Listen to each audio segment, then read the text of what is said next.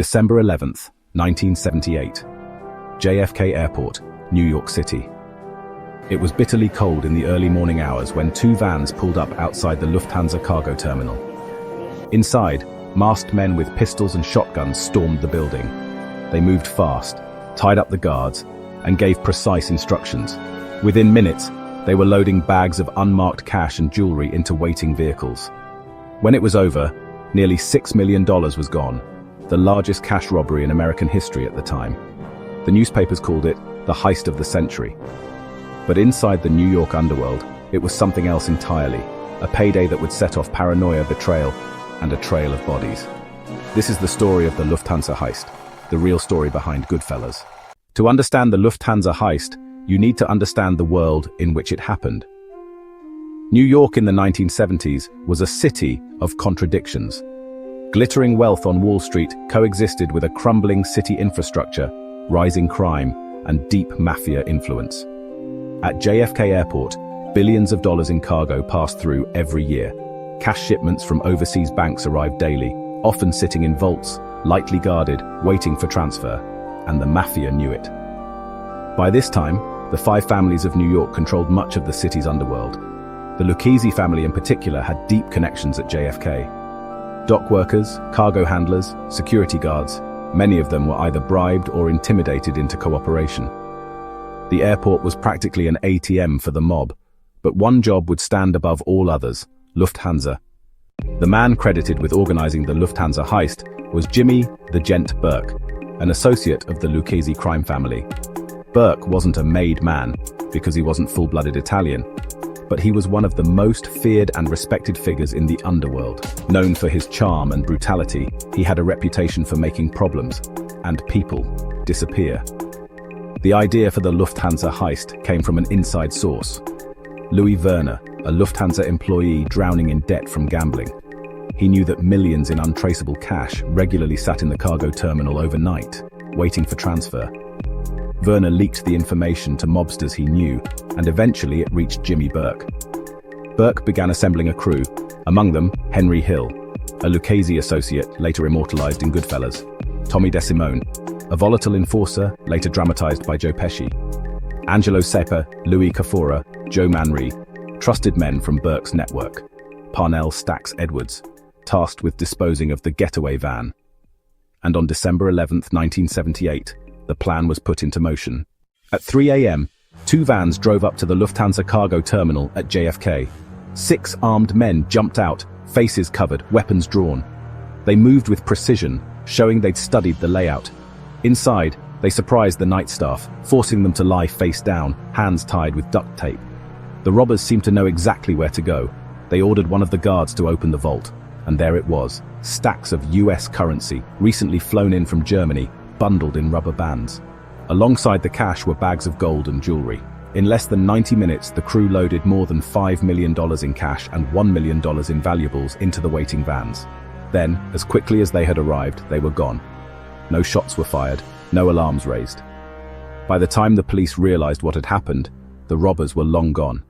The Lufthansa heist had made history.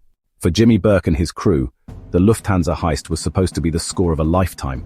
But almost immediately, paranoia set in. Burke had a problem. He didn't trust his crew. He knew greed made men sloppy. He feared someone would talk, spend too much, or draw attention. His fears proved correct. Parnell Stacks Edwards, assigned to get rid of the getaway van, instead left it parked near his girlfriend's apartment, where police quickly found it. Burke's solution was swift. Stacks was shot dead in his apartment by Tommy DeSimone, and that was just the beginning. Over the next several months, members of the crew began to disappear one by one. Bodies turned up in abandoned cars, garbage dumps, and vacant lots. Some were shot in the head. Others were never found at all. The message was clear. Jimmy Burke was cleaning house. The FBI threw massive resources at the Lufthansa heist investigation. They interviewed airport employees, raided mob hangouts, and surveilled Burke's crew relentlessly. But despite mountains of suspicion, they lacked hard evidence. The paranoia and murders within the crew only complicated matters. Witnesses who might have testified were either dead or too scared to talk. Eventually, the case stalled. No one was ever convicted for the robbery itself. The Lufthansa heist might have faded into underworld lore, if not for one man, Henry Hill. Hill was a Lucchese associate close to Jimmy Burke and Tommy DeSimone. In 1980, facing drug charges and fearing for his life, Hill agreed to become an FBI informant. He entered witness protection and began spilling secrets of the New York Mafia, including the Lufthansa Heist. His testimony provided the backbone for indictments against Burke and others, and later, his story became the basis for Nicholas Pileggi's book Wise Guy, which Martin Scorsese adapted into the 1990 film Goodfellas. In Goodfellas, the Lufthansa heist is depicted in detail, from the robbery to the bloody aftermath. The film immortalized the crime, turning it into one of the most famous heists in pop culture. Jimmy Burke was eventually convicted in 1982, but not for Lufthansa. Instead, he went down on unrelated charges of fixing basketball games. He was sentenced to 20 years. Later, he was given another 20 years for a 1979 murder. Burke died of cancer in prison in 1996. Tommy DeSimone, the volatile enforcer portrayed by Joe Pesci, disappeared in 1979, likely murdered in retribution for other crimes. Henry Hill lived under witness protection for years, struggling with drug addiction, before dying in 2012. As for the money, nearly all of it vanished. The FBI recovered only a fraction. To this day, most of the Lufthansa fortune remains unaccounted for. The Lufthansa heist remains legendary for several reasons. The sheer scale. At the time, the biggest robbery in US history. The brutality of the aftermath, a trail of bodies left in its wake.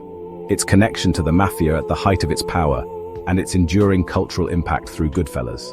But at its core, the story of Lufthansa is a cautionary tale. It wasn't just about money, it was about greed, mistrust, and the violent paranoia that defines organized crime.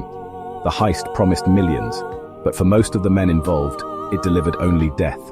The Lufthansa heist is remembered not only as the heist of the century, but as a glimpse into the dark heart of organized crime. A perfectly executed robbery undone not by police, but by betrayal, greed, and the ruthless logic of the mafia. Jimmy Burke and his crew dreamed of riches beyond imagination, but in the end, the money disappeared, the men were silenced, and the legend lived on. This was the Lufthansa heist, the real story behind Goodfellas. If you found this story gripping, subscribe to True Crime Obscura. We uncover the real history behind the world's greatest crimes, from the masterminds who planned them to the betrayals that brought them down. Because sometimes, truth is darker and stranger than fiction.